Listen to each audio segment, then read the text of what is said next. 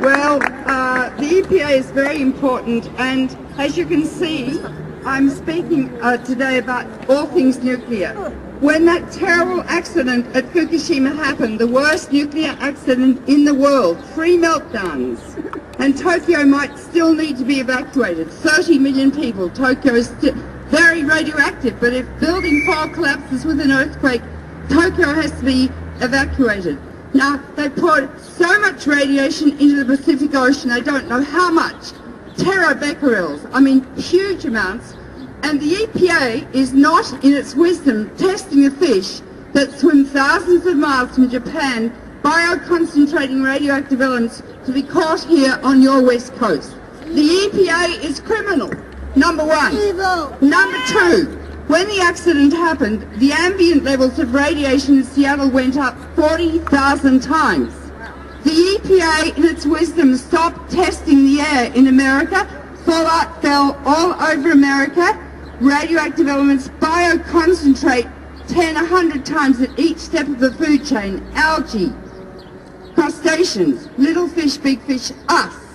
You can't taste, smell or see them in the food. You don't know what food that's coming in is radioactive. It is their responsibility to test the food, and they are not. And I heard that a message came down from the White House soon after the accident that no department, EPA, state or anything, should get involved in Fukushima because Obama is pro-nuclear power and he gets money from the nuclear industry. Now let me tell you about your country. You've got 104 reactors here. Many of them, 21 of the old Mark I GE reactors that melted down at Fukushima. You are in great danger. I've got a little girl here. How old are you? And what's your name? Erin Dottie. And here's a fetus in a tummy. Do you know that fetuses are thousands of times more sensitive to radiation than adults? Do you know that a single X-ray to a fetus doubles the incidence of leukemia in that child? Do you know that children living within 2 miles of reactors have more than double the incidence of leukemia because each reactor pours out 1 million picocuries a day of tritium, and they have a high incidence of cancer? But they're not talking about that. That's the EPA's responsibility to protect our children and our fetuses from disease and malignancy. If a meltdown occurs, you can't evacuate. There's no way to evacuate. It's not if but when there's a meltdown in your country. If it's near Washington, like North Anna, and it's blowing over Washington, hundreds of thousands of people are going to get they'll get leukemia 5 years later, and cancers 15 to 70 years later. The incubation time for cancer is not 2 days or 3 weeks, it's 5 to 70 years. And when you feel a lump in your breast, or the lump in your leg, or you cough up some blood, it doesn't identify its origin, like you ate a Hershey's chocolates 20 years ago because 3 Mile Island is 13 miles from Hershey's chocolates, and the milk grown around there, the cows are grazing on radioactive soil. Don't eat Hershey's chocolates. Look, this is such a serious issue, and the radioactive waste left from reactors, 70,000 tons, must be stored according to the EPA rule for 1 million years, isolated from the environment. We can't do that. We'll all be dead soon. That is the legacy we leave to our children and our descendants. And as the radioactive waste leaks and gets into the food, we will leave behind epidemics of cancer, leukemia and deformed babies forevermore. And we're not the only species that have genes. We're not the only species that have genes. All species, animals and plants, have genes, and they get mutated to cause genetic disease for those who are biologists. We're damaging the very building blocks of life from nuclear power. Random, compulsory genetic engineering for the rest of the time. The EPA must close down every single nuclear power plant in America.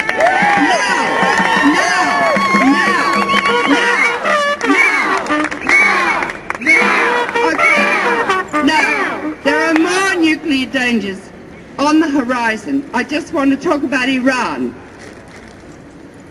Physicians for Social Responsibility did a study. and they dropped 3 nuclear weapons on 2 uranium enrichment facilities at Nahan's and Isfahan, because to penetrate deeply to destroy them, you have to have nuclear weapons. And maybe that's what Israel's planning, and I saw an advertisement back there by Israel planning to do that, for Christ's sake. The judgment is, or the study showed, that up to now listen to this, 2.6 million people could die within 48 hours if Israel does that, all the way through to Afghanistan, India and Pakistan. That's nuclear genocide. How dare Israel think about that? Israel's got the 3rd largest nuclear arsenal in the world. She will neither confirm nor deny she has nuclear weapons, and she hasn't signed the Non-Proliferation Treaty. That's arrogant, and if she is the model for the Middle East, of course all the other countries want them. Now, we're not to attack Iran. We talk to them. We negotiate. We've got to stop killing each other. And the people that get killed are the women and children. You need to know too that little girls are twice as sensitive as little boys to radiation, and children are 20 times more sensitive than adults to radiation, and fetuses thousands of times. Now, the next thing I want to say is that America's got over 1,000 nuclear weapons, hydrogen bombs on hair trigger alert, ready to go with a 3-minute decision time by Obama. And Russia has the same. Do you know that there are 60 hydrogen bombs targeted on this city? Do you know that if Russia by accident, and they nearly have many times, launches nuclear weapons, 1 bomb landing right here on the EPA would dig a hole 1/2 mile wide and 300 feet deep, turning all the buildings, us and the earth below to radioactive fallout.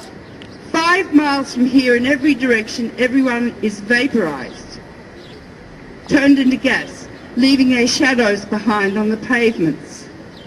20 miles out, everyone is lethally burnt, and we can't treat lethal burns. People turn into missiles travelling at 500 miles an hour, sucked out of buildings. And the whole area engulfed in a conflagration of firestorm of 3,000 square miles, and have only just dropped 1 bomb. Yeltsin got to within 10 seconds of pressing his button in 1995 by accident. The Chinese are hacking into the early warning system as we speak. A 16-year-old boy, brilliant, without very good frontal lobe development at the time, could, for fun, hack into the Pentagon early warning system, and they're talking about it now at the Pentagon, and blow us all up.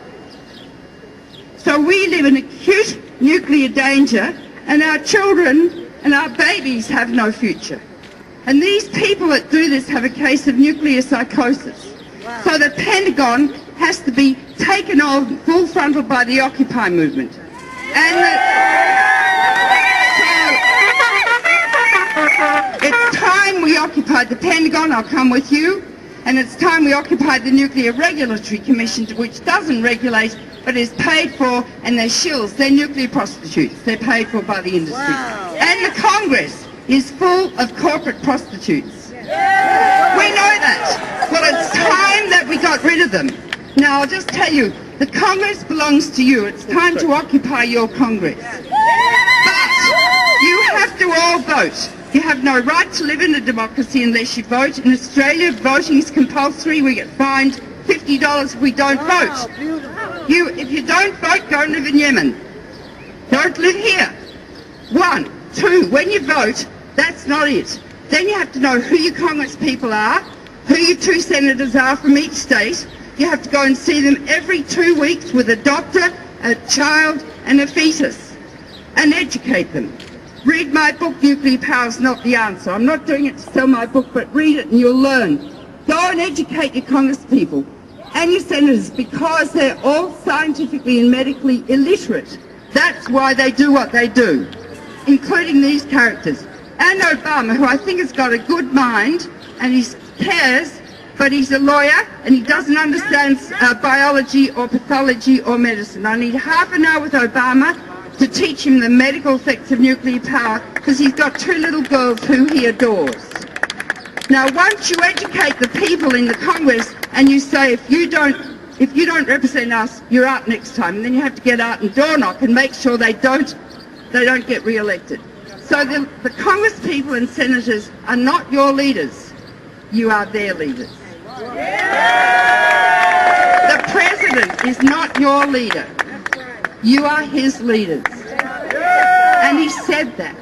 That speech he gave in Prague to eradicate nuclear weapons, he said, I can't do it without you. That's us, the 99%. Let's get behind him to abolish nuclear weapons now between Russia and America, who own 97% of the 23,000 hydrogen bombs. Forget about Iran that has none. Forget about North Korea, it's got 2. Maybe it could blow up New York. But it's Russia and America that must take the stand, and it's America because Russia wants to abolish nuclear weapons. It's you. And America's developed the first weapons, and it's led the arms race all the way. You all came from all the 4 corners of the planet to be Americans, to save the earth. That's your destiny. And I do believe in the goodness and wisdom of American people once they learn the truth. And I'll just end by quoting Jefferson, who said, an educated democracy will behave in a responsible fashion. So that's our responsibility as the Occupy movement, to educate those bloody corporate prostitutes in Congress, the Congress people and the senators, and the President. And then we'll have a democracy, and then we'll abolish nuclear weapons, we'll close down the reactors, we'll save our children, who we love so much, and produce a safe future for them. Thank you.